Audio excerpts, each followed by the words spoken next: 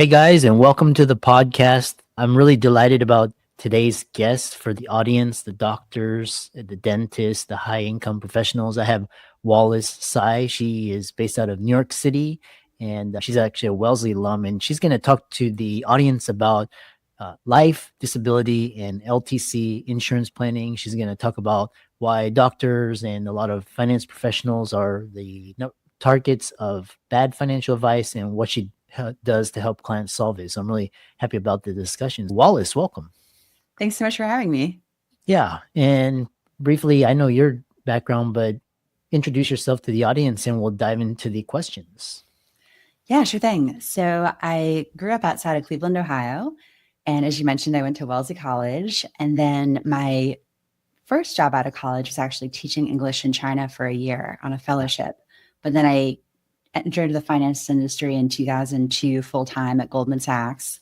And I spent hours upon hours in Excel spreadsheets. And that was where I developed my passion for quantitative analysis, an enduring love of spreadsheets, and grinding out those very long weeks. I really learned a lot about the financial services industry because I was an investment banker and then a hedge fund investor covering banks and insurance companies and asset managers.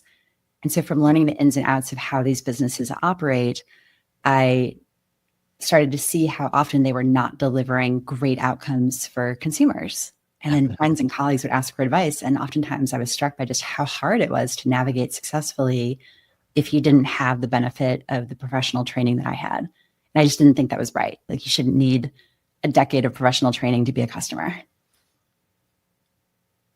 Yeah, and it's a really great segue into what we're talking about. So what is the number one problem or solution that you help clients with, and who are they?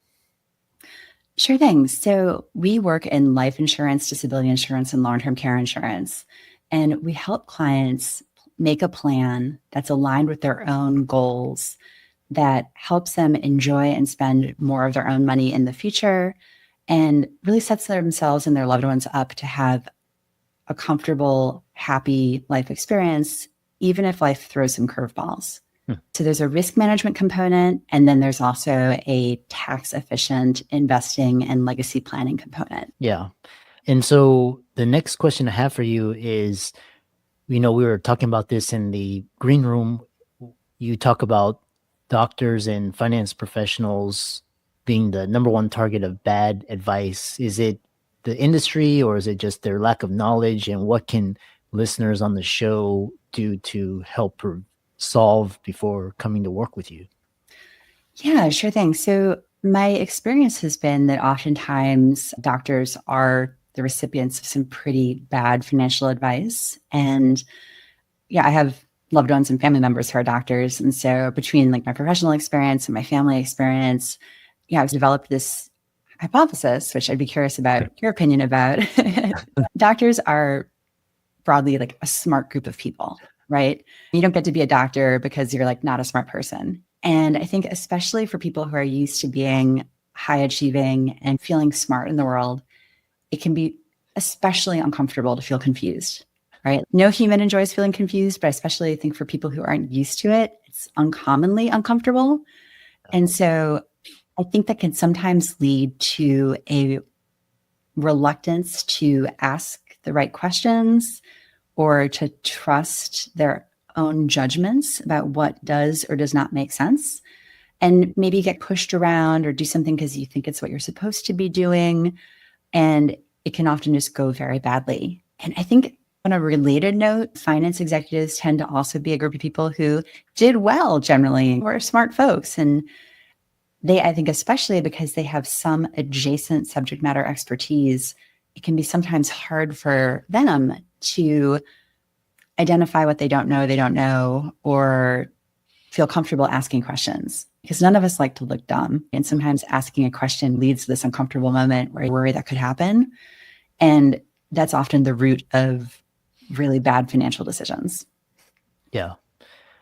Yeah, it's interesting because I think I had another guest on the podcast, and I frequently have lunch with my colleagues and friends, and we talk about, because we have doctor clients, and how a lot of the doctors as a general are very high maintenance, and they're some of the most challenging clients just because of what you just discussed. What's interesting is so they come to you for life, disability, and long term care. What should people be considering? Who needs it? Does everybody need these insurance? And what should be people be aware of and looking out for? Yeah, that's a great question. So I would say that almost everybody needs some subset of the types of insurance policies that we work with. And I'll share with you the broad buckets that we think about in terms of to help your listeners hopefully think about what they might want to review for themselves. But broadly, I think of there as being two categories. One is making sure that you and your loved ones have a bulletproof setup in the event that life throws you some sort of curveball.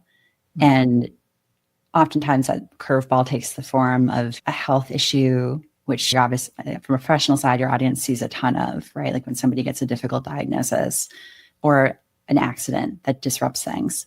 And we want to make sure that the clients are set up where they and their loved ones would still be able to live something close to the life they were aiming for, even if those future paychecks stopped.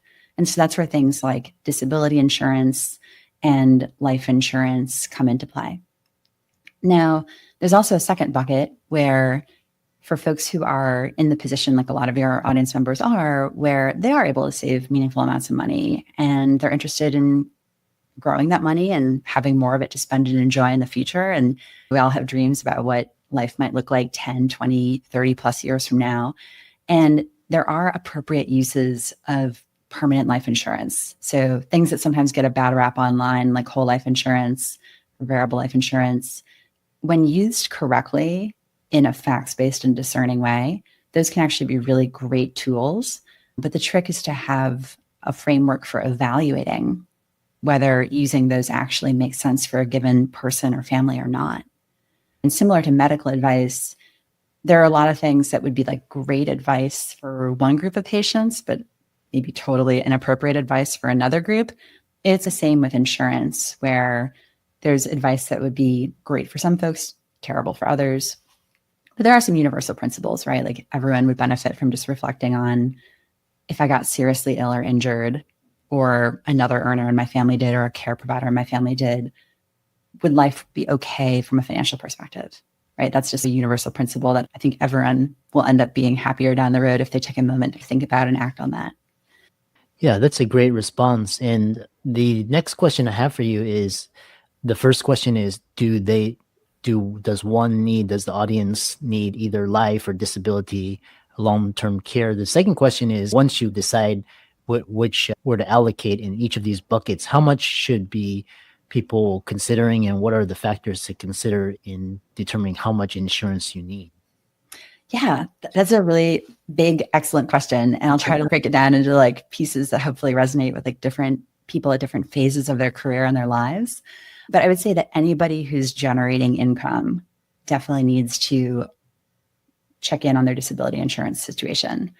And we offer a free evaluation of workplace plans. And I actually find that doctors do a really good job, better than most other professions, of having at least something meaningful in place. I think that's probably related to the popularity of the getting it during residency, or just making sure that you're covered from the start. And that's fantastic, right? That totally makes sense. But making sure that you check in and update as needed is important. Now, if you have other people in your life who depend on your income, or importantly, the care you provide for free, that's a really strong signal that life insurance is necessary as well. And then when you get into the more like sophisticated planning strategies around retirement savings or crafting a legacy that you want to leave to your children or grandchildren or organizations you care about, that's usually a life insurance strategy, but for permanent life insurance, right? So not temporary like term, but rather permanent like whole or variable life insurance. And I can talk a little more about how we can tell the difference between when that's a smart idea versus when it's an expensive mistake.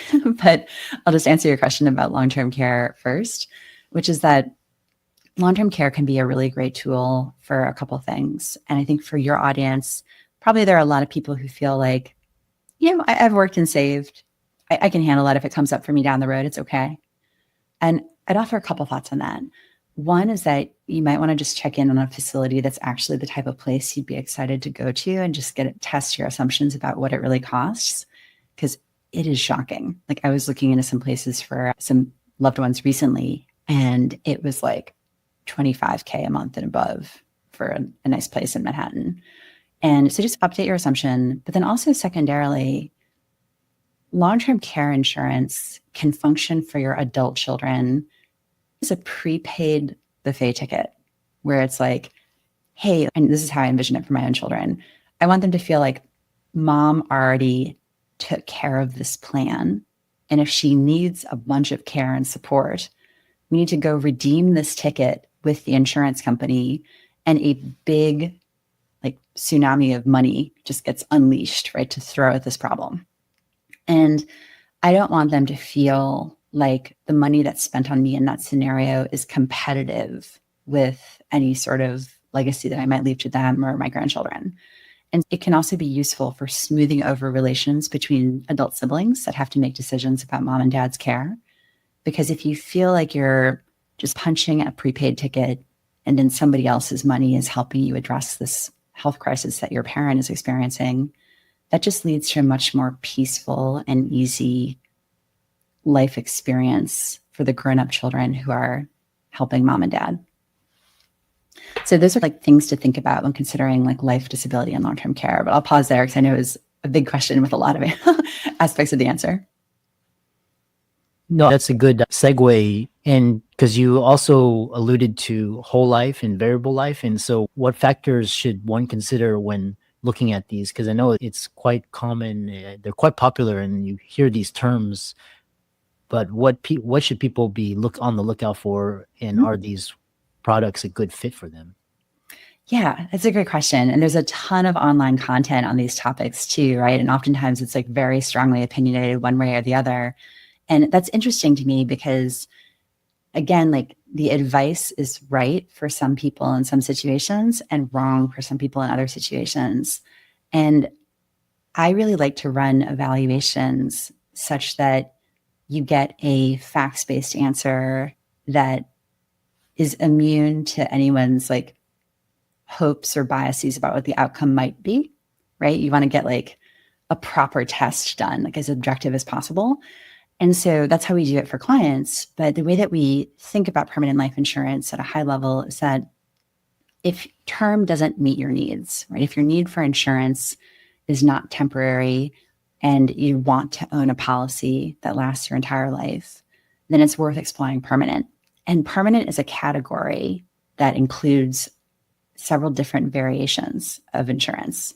So if you think of permanent insurance as being akin to saying ice cream, then whole life might be mint chocolate chip, variable life might be strawberry, and they're the same category, but can be pretty different. And so when we look at this for clients, one of the things we help them uncover in their dialogue with us is what do they want from the policy that they own? Because if I'm working with somebody who tells me, oh, I am long-term bullish on the equity markets, and over the next 30 to 50 years, I want to build a legacy for my children and grandchildren and set up a family trust, then that probably points towards something that's more like a variable product where you can actually buy the S&P 500 or similar types of indices. Insurance companies have, for the most part, gotten the memo that investors want the availability of low-cost indexed options. So you can do that through an insurance policy. And then, whereas if somebody says, you know what, I want something that's like this ironclad source of stability, even if equity markets are down more than 50%, like they were in the global financial crisis of 2008, I want a policy that just doesn't even flinch, right? The value just goes up 3 to 5% the next year, and that's fine. And that's available too, right? That's typically more of a whole life type of choice. So there's this whole range of interesting options available. And so some of it's figuring out, like, what do you want from this policy? And then in terms of figuring out if it's actually a good idea or not, there are a couple angles. One is whether the insurance policy is the best tool for the job. And this is where people get in trouble sometimes, where somebody who, say, was carrying a bunch of credit card debt short coming out of residency. It's not always easy, right? And so they got sold this whole life policy. They were told that now that you're this like educated medical professional, this is what you got to do. And so they did it. You're not going to be well served by the insurance policy if at the same time you've got debt that's accruing at 23%, for example, right? So that's just not the right fit. Insurance policy is not the best tool for the job for that person. Whereas if you're talking about somebody who's a doctor in California and their tax burden is really high, and if they went out and they bought a bunch of high quality bonds like treasuries and financially stable companies' debt, they'd be paying a tax rate that's like over 50% by the time you're done with federal and state and the investment taxes. Then it's, wow, this is really interesting. Like this person can set themselves up to spend and enjoy a lot more of their money in the future by using an insurance policy as part of their overall planning strategy. So those are the types of things we look for to tell us, like, is the client better off because of the insurance policy or not? And if the answer is no, we just tell you, right? That doesn't happen a ton, but it does happen. And when that's the case, we'll just level with you and say it. Yeah. So I think that starting with the facts and then being honest about what the facts are leads to the good outcomes. And I love how you alluded to, because we talked about the risk mitigation, the insurance aspect, and then I was actually really fascinated with how you can use insurance vehicles either for retirement, wealth planning, tax planning strategy. And so it's a great segue because you've had a brilliant career in the financial services working for Goldman Sachs. Because we talked about there's no one size fits all approach, but should most high net worth investors have some component of either whole life or variable life insurance as a component of their wealth planning or either tax mitigation strategy? I would say the short answer is yes in most situations. Now, there's like a second level of nuance to it, which is that you also need to keep an eye on what's happening with underwriting. And underwriting is the process where an insurance company basically does some research on the applicant and decides if and at what price level they're willing to offer coverage to that person. And sometimes people have health factors or lifestyle factors, right? If you're really passionate about paragliding and skydiving, right, your options are going to be real different than if you're not, right? And so you have to layer in what's actually available to that individual before you run that analysis of, if I just put my money into a taxable brokerage instead, what would I expect? If I just put my money into a 401k that I've already maxed out the match, but then I'm wondering about the unmatched part, right? Like, how does that compare? And these are all basically math problems, and we've built models that answer these math problems accurately. But I think it's important to do the analysis that way rather than just coming at it as everyone should have this, right? Because that's where you end up with those situations where it's like, hey, this doesn't make sense. And then the other thing I would just mention is that we're also, I think, appropriately careful about working with our clients to make sure that the policies they're stepping into are comfortable and sustainable for the long term. Because sometimes when you have a step function in income, but maybe life hasn't quite revealed itself to you yet, you just feel, oh man, I feel like the richest person on earth. And my dad sometimes describes this when he came out of the Air Force Academy. He went there for college and then he got his like first job in the Air Force, and he was getting paid like a very modest salary, but it was enough to allow him to buy a used car and a foosball table. And he cites that as the moment in life where he felt like he was just the richest guy on earth. It was incredible. And I think sometimes in the medical profession, right, like when you get that first like full compensation job, it could feel like, whoa, dang, like this is amazing. There's so much free cash flow here. Like my bank balances are growing up by a lot. This is incredible. What do I do? And that's great. And that's an awesome moment in time to reach out and have a conversation about this type of thing. But I think it's also important to think about, if your hope in life is to also have 3 children, we want to make sure that we don't commit you to something today where if 5 or 7 years from now, those 3 children are here, you're like, oh my gosh, this is totally not sustainable. And it is possible to do that, right? Like it is possible to size things in a way where it works across a range of life scenarios, but that involves having a level of self-restraint that I think a number of folks in the industry like might not exercise. And so we try really hard to be cognizant of those factors and really set up our clients to have great options in the future and feel proud about what they did. And so I know a lot of listeners, they is whet their appetite in. How can people go to you? Because it sounds like what you're describing is there's so many options, and to avoid mistakes is best to talk to somebody. So how can people contact you and book a call with you, ask questions, look for red flags, and connect with you? Yeah, so we would love to talk with any of your listeners. In fact, we set up a special page just for listeners to this podcast, which is available at www.aboveboardfinancial.com/financial freedom. And so by going there, one of the options is to book a call, or if you just want to check out some quotes, that's available too.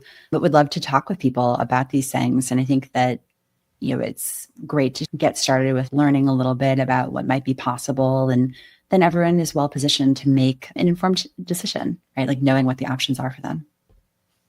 Yeah, I love that. And for the audience and listeners, let's thank Wallis for coming on and showcasing her company, Above Board Financial, and all of her links will be in the show notes. Be sure to connect with her on LinkedIn and book a call with her, get your questions answered, do your research. And thanks so much for coming on to the show, and keep up the great work. Thanks so much. Thanks for having me. It's been great. Hi, I'm Wallis. I'm the founder and CEO of Above Board Financial, and I had a great time being a guest on Dr. Lou's podcast, Financial Freedom. I went on the podcast because I was excited to have a chance to speak with Dr. Lou and offer some ideas for his audience to consider. It's a great way to reach high-earning, affluent professionals and with either medical backgrounds or who are still active in the medical profession. And it was just a lovely experience going on the show. I